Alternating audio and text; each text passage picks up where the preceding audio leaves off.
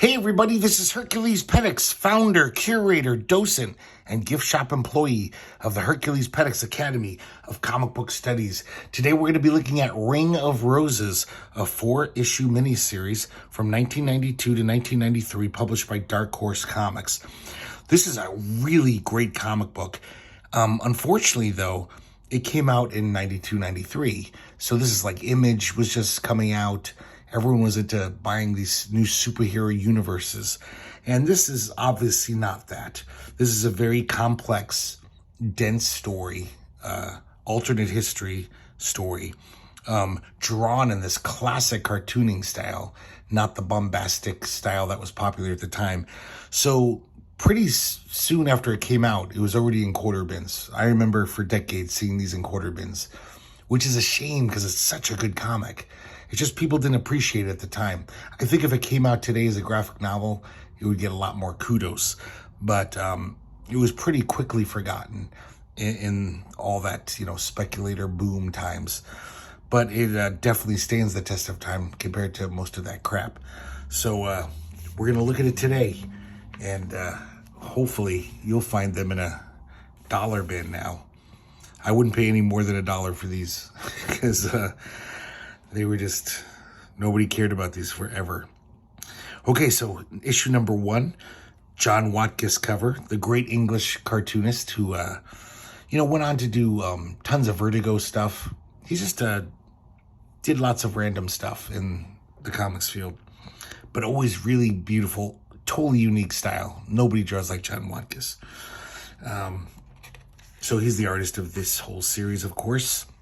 And it's written by Petrou. And I don't think I've ever seen this guy before or since. And it's a shame because it's really well written. This is a great story, great dialogue, great characters. This guy's amazing. And I wish he did more. So we start off here, page 1. Just look at this beautiful sequence of panels. And we see these Arab boatmen in this London of 1991. It's an alternate history. All the ferry work is done by Muslim Arabs.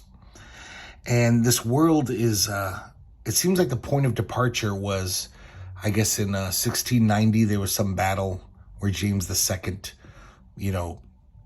in our world, he failed. He was a Catholic king. He was going to make England Catholic. But in this world, he won. So all this time, England has been under the heel of the Vatican. The Holy Roman Empire is still pretty much a thing all throughout Europe. And England's ruled by the Vatican. So we see these boatmen. They're rowing this boat, the Tiresias, with these 10 priests in it. And they're all just praying. They're like pilgrims. And then all of a sudden, these soldiers pop out of nowhere and massacre the priests. And I guess the boatmen too. They're caught in the crossfire. Look at this, just beautiful, like chiaroscuro artwork. It's so nice. It's the shadows, the heavy inks, just masterful cartooning. John Watkis, this could have been like 30s newspaper strips or 40s, like Terry and the Pirates, Milton Caniff stuff. So they kill every last one of them except for one. There's one survivor. And they pull him out of the water. He's wounded but alive. And we shall see his fate later. Now we cut away to the protagonist of the story. Sam Waterhouse, a lawyer. This is his office. And he's talking to one of his regular clients, Barnett. And Barnett's a regular client because he's a scoundrel and a ne'er-do-well. I guess he's got a good heart, but he's a thief. And he keeps getting nabbed. And he's smart enough to pay a lot of money to a good lawyer like Waterhouse. And so they've been they're almost like old friends. They've gone through so many trials together. But Waterhouse is laying down the line with him. He's like, you owe me a lot of money, and you're way behind in your payments. You better start paying me back some money, or you're going to have to look for other legal counsel somewhere else. As Barnett's leaving, he sees the waiting room is full of all these like really bigwig cardinals in the Catholic Church.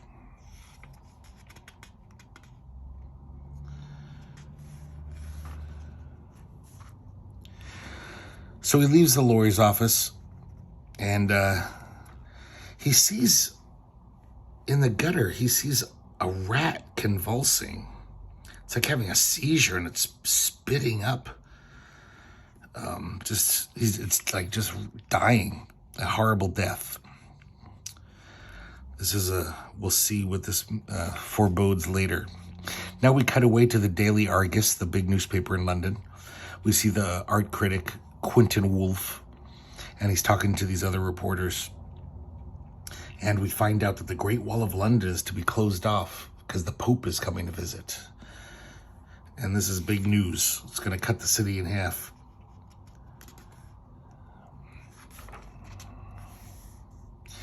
Now we cut away to Barnett. He goes to the local fence. This guy runs an antique shop, but really he's a fence for stolen goods. That's his main bread and butter. And, you know, Barnett needs money to pay the lawyer. So he's like, hey, you got a job for me? And he gives him a job to steal some vase or something. Man, this art is just slaying me. Nobody draws like this. Just masterful cartooning. So back at the lawyer's office, we see this, the main cardinal's Cardinal Mayhew, and he's filling them in. Basically, that boat with all the priests on it, you know, nobody knows what happened to them. Nobody ever saw them again. So they want him to, you know, figure out what happened and hopefully find the priests. And they inform him that one of the priests is his long-lost brother, Maurice. And there's a flashback. And when he's a little kid, Sam's up in the tree here, and his brother is just, Maurice just seems like to be a sadistic little bastard. He's just throwing rocks at his brother, knocking him out of the tree. Just a bad kid.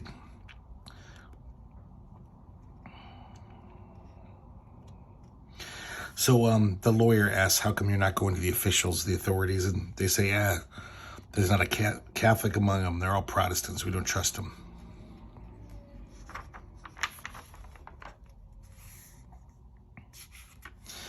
Now we see a local tavern. Dr. Klaus is a regular there. He's a drunk. Falls off his chair. That's how drunk he is. So now we cut back to Barnett. And Barnett is heading to his day job. Even though he's a successful thief, he has a day job because he's got a wife and 2 kids to support, and he's got to pay off his high-priced lawyer to get him off whenever he gets nabbed. So he's a scaffolder, you know, doing construction. And he gets to the job. His boss isn't too pleased with him. It sounds like Barnett's an all-around pain in the ass. But it's also not all his fault. He's like the only Catholic in this whole construction crew, and they all hate him for that. All of his co-workers. Now we cut back to the lawyer's office, and Cardinal Mayhew and his other cardinals take their leave. And as you can imagine, the lawyer has a bad feeling about Cardinal Mayhew. I mean, look at him. He's like Snidely Whiplash. He just looks so evil. There's no way this guy's a good guy. So back at the construction site, once again, his co-workers start picking on him, and it looks like they're going to just beat him up. Cutting back again, we see the lawyer talking to his father-in-law, who happens to be the editor of the newspaper. And he's calling up his father-in-law to see if he's heard anything about this boat full of missing clergy.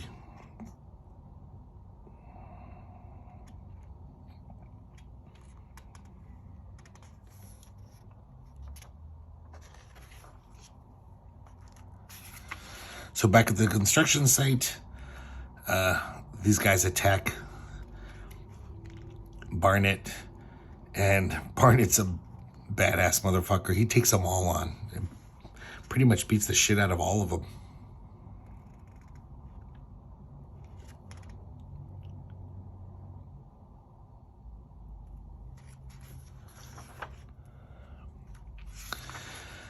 We see the lawyer calling up someone he knows on the docks. There's no record of any vessel with that name, the Tiresias, leaving a dock or landing at a dock.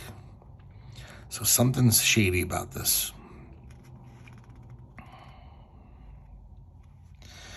And so back at the construction site, the foreman shows up. And just as Barnett's mopping up these guys, and he's just like, that's it, Barnett, you're out of here, you're fired. Enough of this shit. So now we see the lawyer at his house, and we meet his wife. And I should find her name. I can never quite find it. For now, she'll be the lawyer's wife. They seem to have a kind of a cool relationship. She's just kind of like a rich, spoiled wife.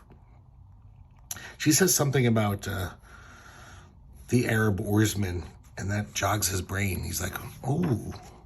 So he goes to the Alien Registration Bureau and says, hey, do you have any report of 2 Arab boatmen gone missing?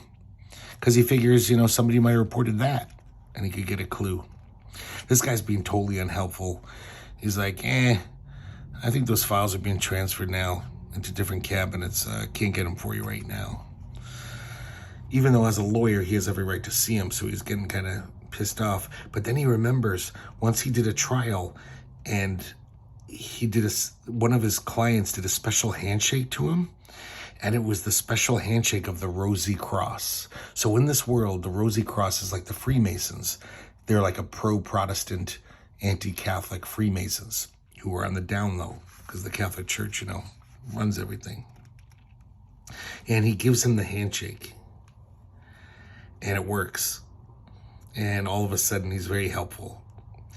And he says, oh yeah, 2 Arabs were reported missing. Their mother and sister reported it. But the file is marked Codex Libellus. And I don't know if that's a real thing in England, but in this world, that's basically when, a very sensitive matter occurs, like say an MP gets caught up in some illegal scandal and the government doesn't want it coming out. They'll slap a Codex Libellus on it to censor it, basically. And it's very odd that these two poor Arab boatmen have one of those.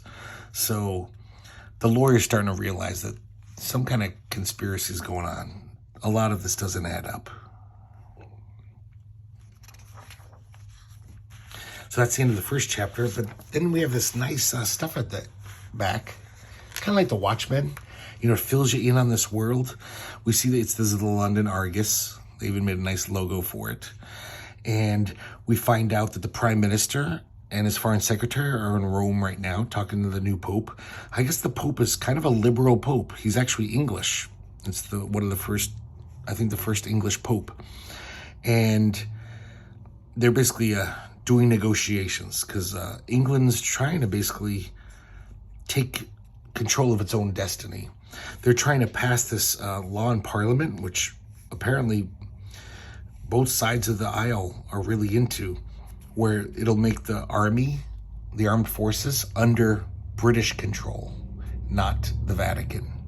Because, they've been a vassal state of Rome for centuries, and they couldn't even control their own armies.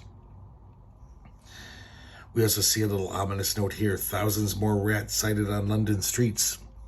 So people are seeing more and more of these rats puking up their guts. Here we have a little editorial from the newspaper.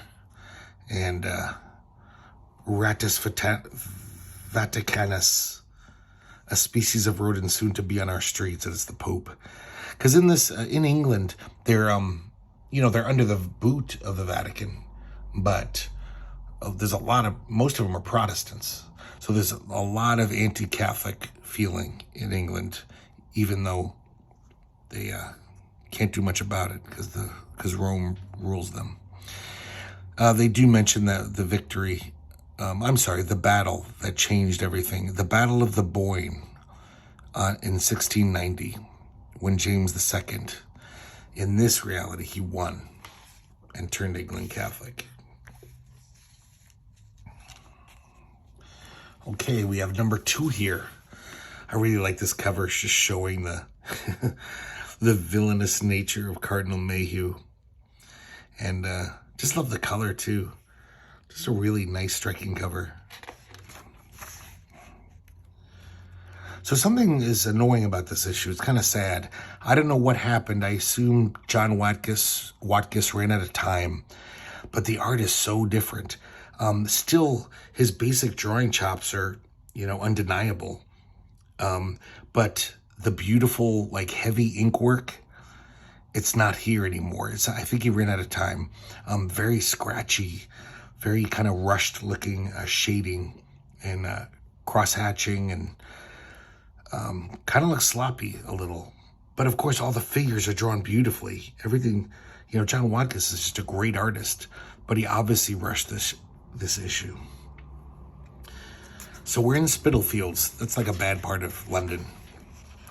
And the lawyer is visiting there because that's where Barnet lives. He's going to go talk to Barnet. But look how just great all these figures are. But look at this, it's really rushed looking. Kind of interesting though, look at this arm here. These little wispy things to denote the wrinkles on his sleeves. It's almost like how Jack Kirby, some of his shading has nothing to do with reality. But when you look at it quick, it totally kind of looks like the wrinkles on a sleeve.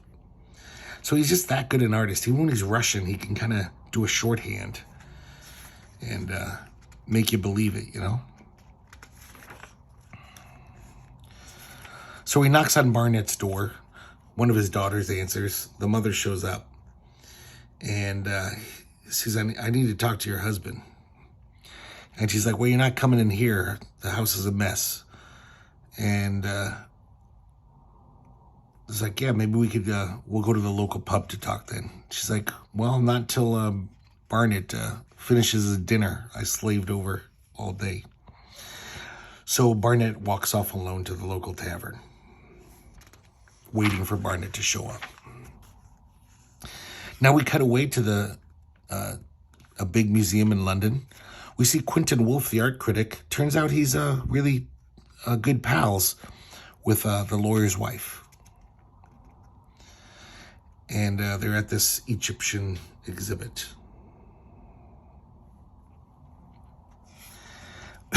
Excuse me. Now we see that gate that's been closed. They're getting ready for the Pope to come, and it's like protesters are out en masse. All these anti-Catholic protesters. They're like, Pope, go home. Stop crucifying England. And, it looks like a riot's going to break out. And the cops are just like, back off. We don't want to have to use our guns on you guys. The 2 reporters from the paper are there reporting on it. So they're opening the gates, and everything goes crazy. Everyone's rushing to try to get close to the Pope.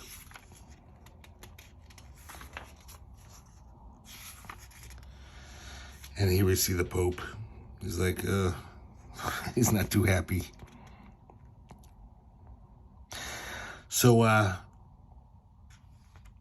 back at the tavern where the lawyer's waiting for Barnet. in Spitalfields. These two toughs come up to him and start picking on him. And it looks like they're going to probably beat the crap out of him. And then just in time, Barnett shows up, smashes their faces together, knocks him out.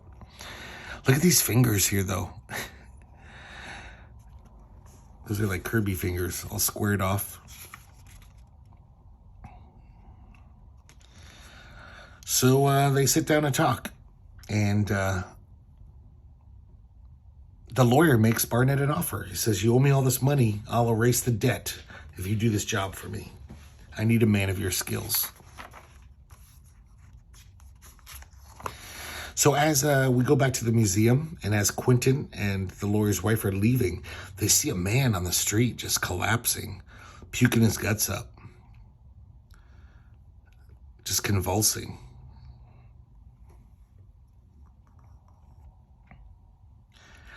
Meanwhile, back at the Catholic Palace, or whatever it's called, we see Cardinal Mayhew and his lackey Boris, and the Pope's driving up. And we find out from their dialogue that they do not wish him well. They wish him ill. They hate this Pope, this liberal Pope. These guys are hardcore Catholics, and they do not like this new Pope at all. And even implying that they're going to do something about it. Like they're going to, whatever, we'll find out. But of course, when the Pope comes up, they're very obsequious, and they kiss his ring.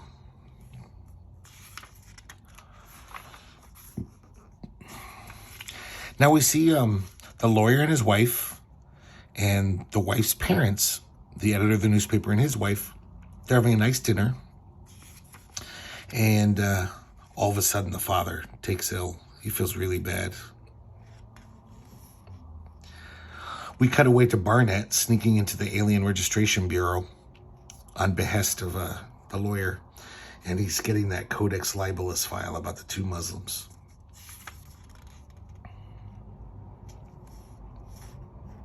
This art is so sketchy and rough, but the underlying skill is so apparent. It's so good. So we see the newspaper offices again while we're outside them. And apparently there's this whole conspiracy, even beyond what we've seen so far. It's, I guess a few years ago, the head of the banker Luigi Benedetti was found propped up on top of a railing at Blackfriars Bridge. It seems like that guy's bank, Banco Cambolerio, had been arranging clandestine deposits from Dominican Assurance, which is a huge Catholic insurance company, into the coffers of Excelsis. And Excelsis is like this super secret underground Catholic organization. They're extremist. And they're kind of an embarrassment to the Vatican, actually. Benedetti got greedy, tried to blackmail Dominican Assurance by threatening to inform its shareholders of this illicit connection to Excelsis. And that's the end of him. So these guys they're not to be trifled with. They're hardcore, this Excelsis. I think in the real world, there is a Catholic group like that. They have a weird name, like a Latin name, Deus Irae or something. I don't know what it's called. But, yeah, apparently there's like these guys who do all the dirty work of the Catholic Church. They're really extremist.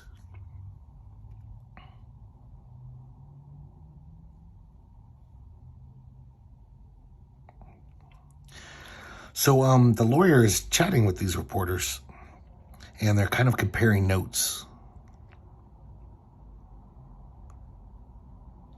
And these reporters saw a memo from Excelsis that said something about a silent army. And they think maybe that's like they're going to convince the Spaniards to invade England. They don't know, though.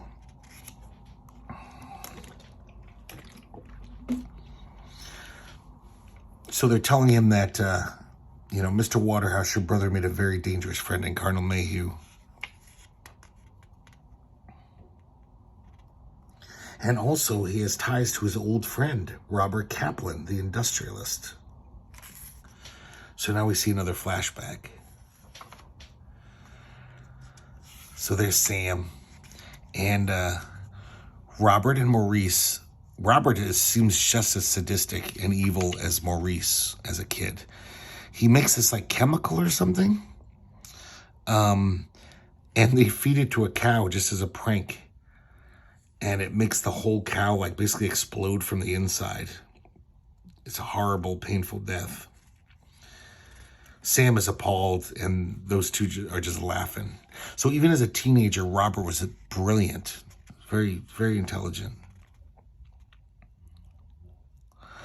So now Barnett shows up, and the reporters leave.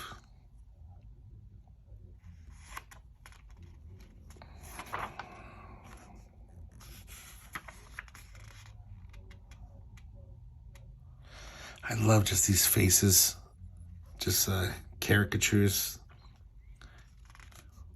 So Barnett and the lawyer are heading to the Muslim part of town to question that mother and daughter about their missing brothers. And they're kind of having a good time reminiscing about all the trials they've had together, all the funny moments and stuff. So they get there, and they find out that the Bureau of Alien Affairs is giving them money, almost like hush money. So the lawyer's like, oh man, there's definitely something shady here. We see the Pope addressing all of his cardinals, and we see how liberal he is. He's basically saying, you know, Jesus told us to lead the sheep, not to rule them. And, you know, maybe we should let England go its own way.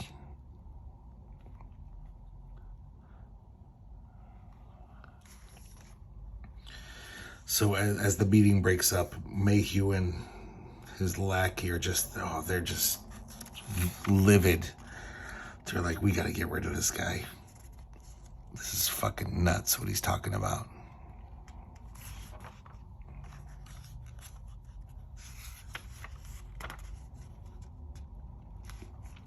So the lawyer calls up Mayhew, tells him what he's found out, and he says, by the way, do you know anything about a silent army? And Mayhew plays dumb, and when he hangs up, he says, man, this guy, he's uncovering things he should not know. He's a little too good at his job. We must act to silence him. So, he knows too much. So then we're at the house of the newspaper editor and his wife, and his daughter and the lawyer, you know, show up, and he's not doing well. And it looks like he's got the plague. He does. I mean, there's black boils under his arm. The doctor says nothing we can do for him. And in his narration, he basically says, yeah, it's, you know, in the next few weeks it spreads. It's a real plague. Thousands of people are dying. We have another newspaper thing talking about the riot. This is interesting. Non-property owners to get the vote. Because in this world, it's almost like social and scientific progress has been so retarded by the Catholic Church that in 1991, non-property owners are getting the vote. And there's also a little article here, mystery illness hits London.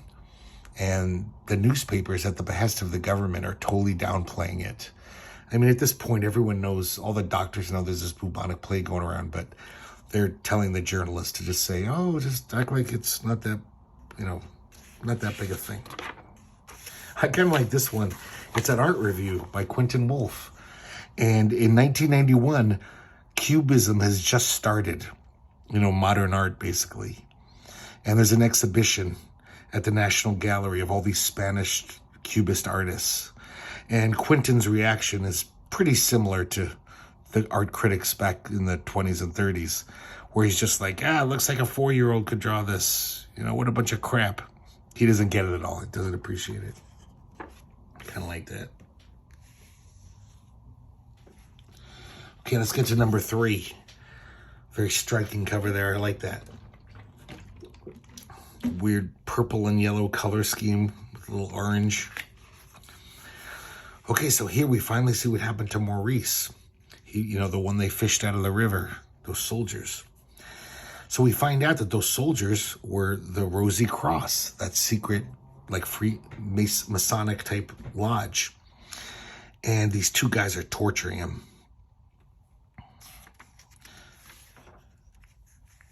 Look at that 2-page spread. That's something else.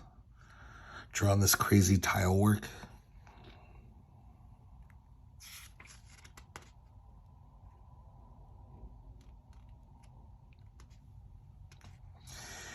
And in the narration here, we're seeing more and more that, the plague is really getting out of hand. They can't hide it anymore. So now we're at the funeral of the lawyer's father-in-law, the newspaper editor. So it looks like the art's back back on track. We got the nice black inks again. Less of the sketchy cross-hatching.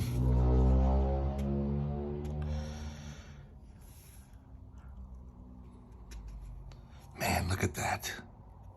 So good. It's like Al Williamson. So the Pope is talking to the Prime Minister.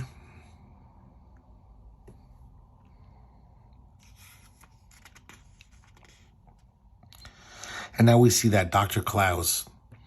And more and more people are clogging up the hospitals. He goes to the plague ward. And who should be there but the art critic, Quentin Woolf.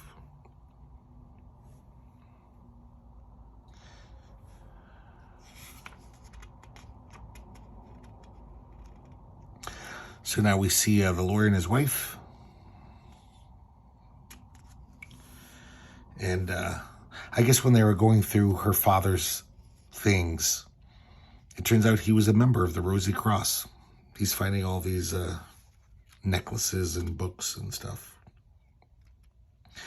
And he tells her that that Maurice is imprisoned somewhere in the Temple of the Rosy Cross. So he's going to send Barnett there to do another job for him. So here's the temple. Look at this guard. He looks like something like a medieval soldier. Pretty tough looking. But not as tough as Barnett. Barnett makes short work of him and enters the temple.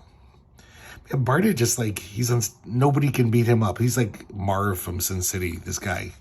It's just like, I can't even picture him losing a fight. He's just indomitable.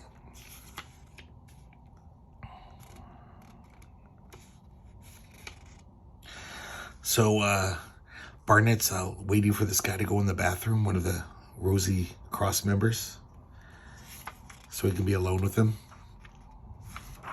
Not like that. But he goes in there and knocks the guy out and takes his gear so he fits in. This guy says, you must be new. It's this way to the meeting. Follow me. So we see there's kind of a rift between the lawyer and his wife. It seems like their love has gone very cold. She's drinking more. She's, mourning her father and just everything. The plague. It's not a good time. Here's the Masonic or whatever, the temple.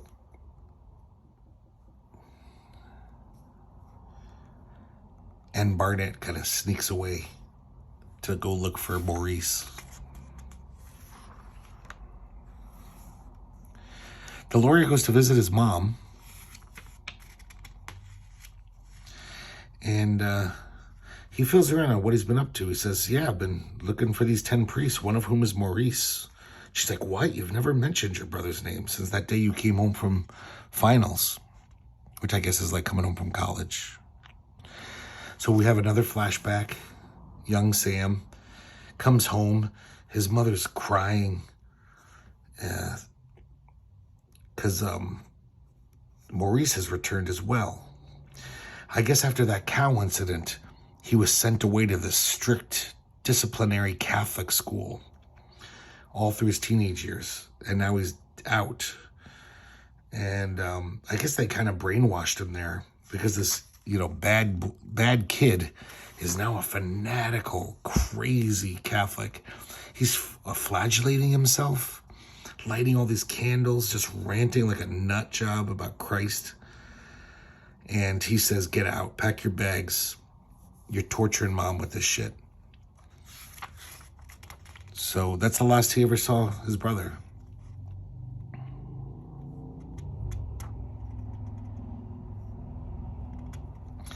So as he leaves his mom's house, these two goons shove him in this car and take him away. One of the reporters from the newspaper takes a picture. He's watching. Now we're back at the temple. Barnett runs into Dr. Klaus. Dr. Klaus is drunk off his ass. And he's just, he's getting drunk because the whole situation of like people are dying like flies, but he's not allowed to talk about the bubonic plague. He's got to keep it on the down low. The guilt of it all, the situation. He's not in a good space. The hospital calls the lawyer's wife because, she's like Quentin Wolf's best friend. And they're like, hey, your friend's dying. Do you want to come down here? And she's like, no. She's pretending she's unwell. And the nurse is just like, this is your last chance. I don't care how unwell you are. If you don't come down now, he's going to die any day now. And she's weak. She just says, I'm sorry.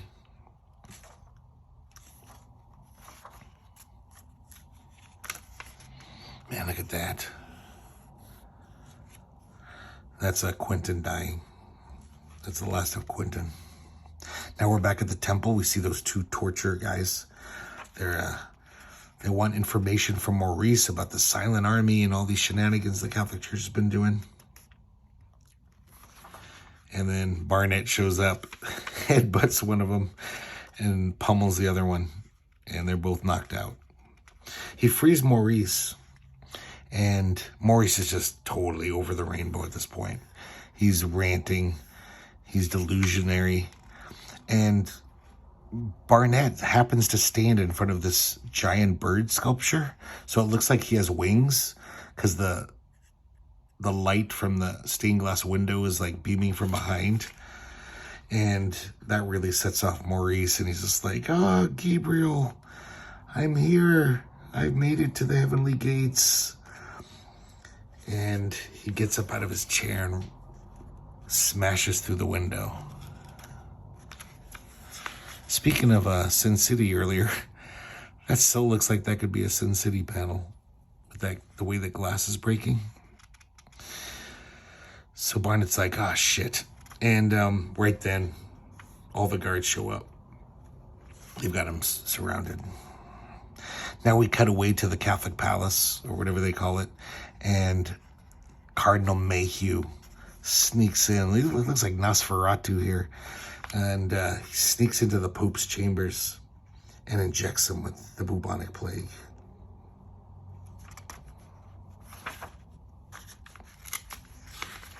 A little fake poster for the plague rules. I guess that if anyone has a sign of the plague, they lock up your door, they nail it shut, and they set a guard at your door so you can't leave. Total quarantine. Okay, number 4, the last issue. Another amazing, great color cover. That's some nice stuff. So we're in Spitalfields. We see these two quarantine agents knocking on the door of, it turns out to be, Barnett's wife. And, they got to check everyone's house, see if anyone's sick. And if they are, they got to, mark their door, nail it shut. So she's just like, what the hell do you guys want? And they go up and they see that her daughter, Barnett's daughter, is sick. One of them is sick. And she's like, she's fine. She just has the flu. But, these guys are like, oh, we got to do our job. So they leave. And she's just yelling at them as they go, like, you snakes, get the hell out of here. Meanwhile, we see the lawyer who's been... They drugged him and put him in this car, and they take him to Robert's factory. That guy Robert, the industrialist.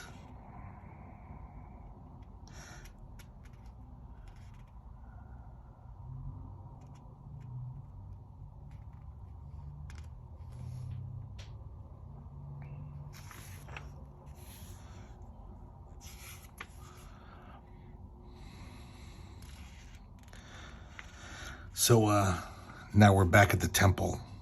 Barnett's surrounded. He realizes he only has one escape. There's only one way he can get out of here. And he jumps out the window. We see Maurice's bloody body down there. But, you know, he's not as crazy as Maurice. And he's pretty formidable, this guy. So he grabs this outcrop or whatever you call it. And he uses his necklaces to grab it. His weird rosy cross necklace. It breaks. And then he falls, kind of luckily, kind of unluckily, he falls right into a plague truck full of plague victims. Because that's how many people are dying. They're just throwing them in trucks. So it does cushion his fall.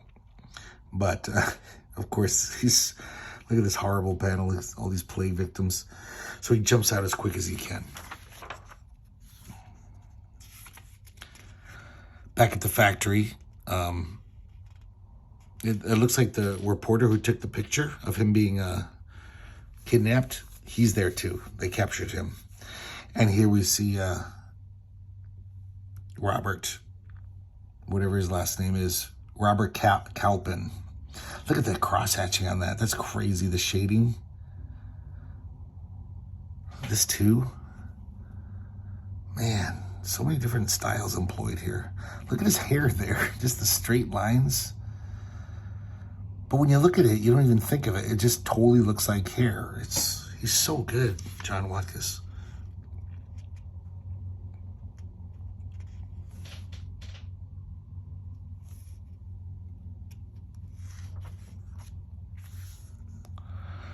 So now we're back to Barnett. Barnett, you know, is like reeking of the putrid flesh of the plague victims.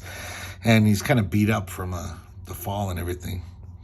He realizes he's close to the lawyer's house. So he knocks on the door, and the lawyer's, you know, of course, gone. But his wife's there. He says, I need to use your shower. And he's like, if you get me some of your husband's old clothes, I need those too. Then we cut away and we see his wife, Barnett's wife, back in Spitalfields. The daughter's doing worse. And they're nailing up her door. She didn't realize this would happen. She's like, what the hell are you doing? She's like, I'm just doing my job, ma'am. Now back at the lawyer's house, he gets out of the shower, Barnett, and the lawyer's wife seduces him. And he's just like, gulp. And then this scene is pretty horrifying. We keep cutting away between his wife and their daughters, pounding on the door, pleading for William Barnett to come home. They're like, Barnett, where are you? We need you. While he's having sex with the lawyer's wife. Keeps cutting away back and forth. And the wife, Barnett's wife is like coughing up now. She's getting really sick. Back at the Catholic Palace, we see a maid come into the Pope's chambers, and he's dead from the bubonic plague. Back at the factory, Cardinal Mayhew shows up, and he tells them the whole plan. The Silent Army had nothing to do with Spain. The Silent Army was the rats. They've been breeding rats there and injecting them with bubonic plague and sending them out to London. And this is Cardinal Mayhew's master plan, because he's so terrified of a secular Britain arising. That's the last thing he wants.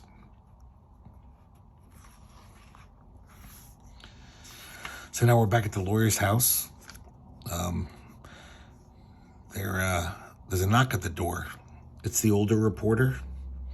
And he's like, hey, I'm looking for William Barnett. And William Barnett comes out of bed half naked.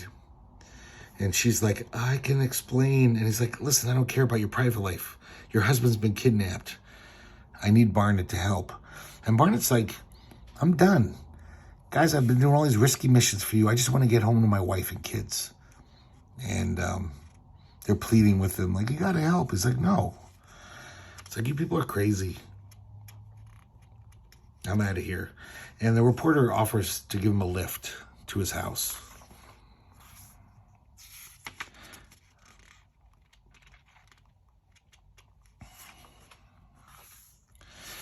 So they show up Barnett shows up at his house. Of course, there's one of those like quarantine guards at the door. And Barnett just slugs him and knocks him out, breaks down the door. And he's too late. His wife and children are dead from the plague. And he just collapses in grief. Deep, wordless grief. So the reporter says, is there anything I can do? He comes in, and Barnett says, drive to the docks. I know a way into Calpin Chemicals. I'm going to rip those bastards into dog meat. So he didn't want to do it, but now he's got nothing to live for but vengeance.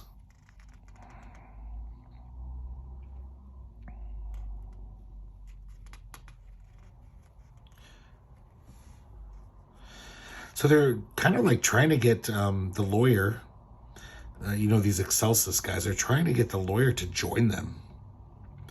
They want him to sign this thing, and he's refusing. Meanwhile, Barnett and the reporter are sneaking in to the chemical company. They put on these turbans that they take off of some of the boatmen, and they make it inside. When they get inside, they see all the rats that have been breeding, just thousands, millions of them in cages. So they're threatening the lawyer. They're like, if you don't, join us and give us the information we need, we're going to inject this reporter with the bubonic plague. And then right then, Barnett's really good at this, showing up at the nick of time. He has a crossbow, and he shoots the guy who was about to inject the reporter. And he's basically like, okay, nobody move. Untie Mr. Waterhouse and the reporter. Cardinal Mayhew skulks away like a little weasel. And Barnett basically tells the lawyer, he says, listen, get on a boat, get out of here. I'm going to take care of this. And he finds this gasoline and starts dousing everything, especially all the rats. And while he's doing that, he's distracted. Cardinal Mayhew pops up out of nowhere. He's got this weird crucifix that's like a Conan the Barbarian crucifix, and stabs him right in the back. Pretty sure it's fatal. But he drops the match, and so the whole thing goes up. The whole factory explodes. The lawyer and all the other good people made it down to this boat. They escape.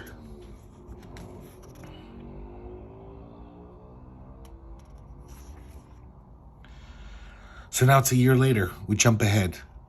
The lawyer and his wife have a little kid, a little infant, and it seems like most of London caught fire because of that explosion. Luckily, a lot of people weren't there in that part of town, so there wasn't that much loss of life, but like half of London burned down. Luckily, it also, it killed most of the plague. It burned it away. So things are back to normal. It looks like England is a little closer to having full independence. And his wife her good spirits are back. Seems like they're on better terms. He figures it's because the baby. But he does mention how the baby has his mother's eyes. But other than that, it doesn't look a damn thing like him. Because it's obviously Barnett's baby. That night they had sex. And he basically says, yeah, the world, there's still a lot of problems, but, I think it's going to be okay. He has a little commentary, though. Kind of sneaks in this little contemporary critique.